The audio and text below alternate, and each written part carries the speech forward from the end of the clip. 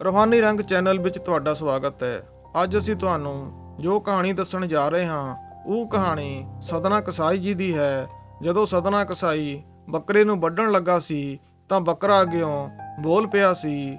ਫਿਰ ਉਸ ਨੂੰ ਕਿਸ ਤਰ੍ਹਾਂ ਰੱਬ ਦਾ ਗਿਆਨ ਹੋਇਆ, ਕਹਾਣੀ ਨੂੰ ਤੁਸੀਂ ਲਾਸਟ ਤੱਕ ਦੇਖਿਓ। ਪੂਰੀ ਗੱਲ ਤੁਹਾਨੂੰ ਫਿਰ ਪਤਾ ਲੱਗੂਗੀ। ਅੱਜ ਅਸੀਂ ਤੁਹਾਡੇ ਨਾਲ ਜੋ ਕਹਾਣੀ ਸਾਂਝੀ ਕਰਨ ਜਾ ਰਹੇ ਹਾਂ ਉਹ ਕਹਾਣੀ ਸਦਨਾ ਕਸਾਈ ਜੀ ਦੀ ਹੈ। ਉਹ ਪੇਸ਼ੇ ਤੋਂ ਕਸਾਈ ਦਾ ਕੰਮ ਕਰਦੇ ਸਨ। ਉਹਨਾਂ ਨੂੰ ਕਸਾਈ ਦਾ ਕੰਮ ਕਰਕੇ ਹੀ ਰੱਬ ਦੀ ਪ੍ਰਾਪਤੀ ਹੋਈ ਸੀ। ਜਿਨ੍ਹਾਂ ਦੇ ਉੱਤੇ ਉਸ ਰੱਬ ਦੀ ਮਿਹਰ ਹੋ ਜਾਂਦੀ ਹੈ ਉਹ ਉਸ ਨੂੰ ਆਪਣੇ ਪਾਸੇ ਵੱਲ ਲਾ ਲੈਂਦਾ ਹੈ। ਫਿਰ ਉਸ ਨੂੰ ਕੋਈ ਐਸਾ ਕ੍ਰਿਸ਼ਮਾ ਕਰਕੇ ਦਿਖਾਉਂਦਾ ਹੈ। ਉਸ ਨੂੰ ਦੇਖ ਕੇ ਉਸ ਦੇ ਚਾਹੁਣ ਵਾਲਿਆਂ ਦਾ ਮਨ ਉਸ ਪਰਮਾਤਮਾ ਦੇ ਵੱਲ ਮੁੜ ਜਾਂਦਾ ਹੈ।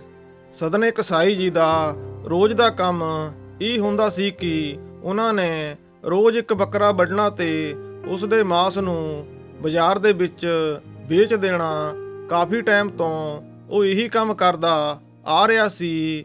ਕਿਸ ਤਰ੍ਹਾਂ ਇੱਕ ਕਸਾਈ ਦਾ ਕੰਮ ਕਰਨ ਵਾਲੇ ਦਾ ਦਿਲ ਪਿਘਲ ਗਿਆ, ਉਹ ਉਸ ਪਰਮਾਤਮਾ ਦੇ ਨਾਲ ਜੁੜ ਗਿਆ। ਇਸ ਦਾ ਕੀ ਕਾਰਨ ਹੋਇਆ? ਇੱਕ ਵਾਰ ਬਾਦਸ਼ਾਹ ਨੇ ਆਪਣੇ ਨੌਕਰ ਨੂੰ ਸਦਨੇ ਕਸਾਈ ਦੇ ਕੋਲ ਭੇਜਿਆ ਕਿ ਤੂੰ ਜਾ ਕੇ ਸਦਨੇ ਦੇ ਕੋਲੋਂ 2 ਸੇਰ ਮਾंस ਲੈ ਕੇ ਆ। ਫਿਰ ਉਸ ਨੌਕਰ ਨੇ ਇਹ ਗੱਲ ਆ ਕੇ ਸਦਨੇ ਕਸਾਈ ਨੂੰ ਦੱਸੀ ਕਿ ਫਿਰ ਸਦਨੇ ਕਸਾਈ ਨੇ ਉਸ ਨੂੰ ਕਿਹਾ ਕਿ ਅੱਜ ਮੈਂ ਤੈਨੂੰ ਮਾंस ਨਹੀਂ ਦੇ ਸਕਦਾ। ਮੇਰੇ ਕੋਲ ਜਿਹੜਾ ਮਾंस ਹੈਗਾ ਸੀ ਉਹ ਮੈਂ ਸਾਰਾ ਮਾंस ਅੱਜ ਬਾਜ਼ਾਰ ਦੇ ਵਿੱਚ ਵੇਚ ਦਿੱਤਾ।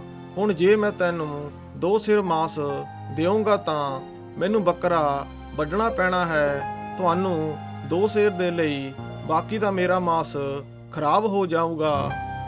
ਇਸ ਲਈ ਮੈਂ ਤੁਹਾਨੂੰ ਮਾंस ਨਹੀਂ ਦੇ ਸਕਦਾ। ਫਿਰ ਉਸ ਬਾਦਸ਼ਾਹ ਦੇ ਨੌਕਰ ਨੇ ਕਿਹਾ ਕਿ ਜੇ ਤੁਸੀਂ ਮੈਨੂੰ ਮਾंस ਨਹੀਂ ਦਿੱਤਾ ਤਾਂ ਮੈਂ ਤੁਹਾਡੀ ਸ਼ਿਕਾਇਤ ਬਾਦਸ਼ਾਹ ਦੇ ਕੋਲ ਕਰ ਦਊਂਗਾ। ਫਿਰ ਬਾਦਸ਼ਾਹ ਪਤਾ ਨਹੀਂ ਤੁਹਾਨੂੰ ਕਿਹੜੀ ਸਜ਼ਾ ਦਊਗਾ। ਫਿਰ ਜਦੋਂ ਸਜ਼ਾ ਦੀ ਗੱਲ ਹੋਈ ਤਾਂ ਫਿਰ ਸਦਨਾ ਵੀ ਥੋੜਾ ਡਰ ਗਿਆ ਕਿ ਹੁਣ ਕੀ ਕੀਤਾ ਜਾਵੇ। ਫਿਰ ਸਦਨੇ ਨੇ ਸੋਚਿਆ ਕਿ ਜਿਹੜਾ ਬੱਕਰਾ ਘਰ ਦੇ ਵਿੱਚ ਬੰਨਿਆ ਹੋਇਆ ਹੈ ਉਸ ਨੂੰ ਪੂਰਾ ਨਹੀਂ ਵੱਢਾਂਗੇ, ਉਸ ਨੂੰ ਜਾਨ ਤੋਂ ਨਹੀਂ ਮਾਰਾਂਗੇ, ਉਸ ਦੇ ਕਿਸੇ ਸਰੀਰ ਦੇ ਵਿੱਚੋਂ 2 ਸਿਰ ਮਾंस ਕੱਢ ਕੇ ਇਸ ਨੂੰ ਦੇ ਦਿੰਨੇ ਆ।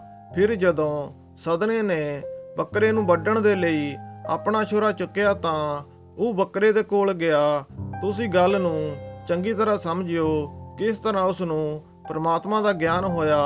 ਜਦੋਂ ਉਹ ਬੱਕਰੇ ਦੇ ਕੋਲ ਗਿਆ ਤਾਂ ਬੱਕਰਾ ਰੋਣ ਲੱਗ ਪਿਆ ਤੇ ਫਿਰ ਬੱਕਰਾ ਹੱਸਣ ਲੱਗ ਪਿਆ।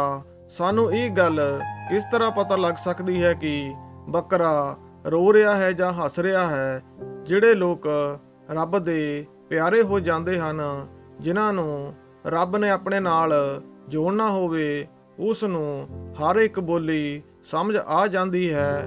ਇਹ ਚੀਜ਼ ਜਦੋਂ ਸਦਨੇ ਨੇ ਦੇਖੀ ਕਿ ਇਹ ਰੋ ਰਿਹਾ ਹੈ ਤੇ ਹੱਸ ਵੀ ਰਿਹਾ ਹੈ, ਫਿਰ ਸਦਨੇ ਨੇ ਉਸ ਬੱਕਰੇ ਨੂੰ ਸਵਾਲ ਕੀਤਾ ਕਿ ਤੂੰ ਹੱਸ ਤੇ ਰੋ ਕਿਉਂ ਰਿਹਾ ਹੈ? ਫਿਰ ਬੱਕਰੇ ਨੇ ਕਿਹਾ ਕਿ ਮੈਂ ਇਸ ਕਰਕੇ ਰੋਇਆ ਕਿ ਪਤਾ ਨਹੀਂ ਕਿੰਨੇ ਕੁ ਜਨਮ ਹੋ ਗਏ ਹਨ ਤੇਰੇ ਮੇਰੇ ਨਾਲ। ਕਿਸੇ ਜਨਮ ਦੇ ਵਿੱਚ ਤੂੰ ਮੈਨੂੰ ਵੱਢਦਾ, ਕਿਸੇ ਜਨਮ ਦੇ ਵਿੱਚ ਮੈਂ ਤੈਨੂੰ ਵੱਢਦਾ। ਕਦੇ ਮੇਰੀ ਵਾਰੀ ਆ ਜਾਂਦੀ ਆ, ਕਦੇ ਤੇਰੀ ਵਾਰੀ ਆ ਜਾਂਦੀ ਆ, ਪਰ ਅੱਜ ਜੋ ਤੂੰ ਆ ਨਵਾਂ ਕੰਮ ਕਰਨ ਲੱਗਾ ਹੈ ਮੈਂ ਇਸ ਲਈ ਹੱਸ ਰਿਹਾ ਹਾਂ।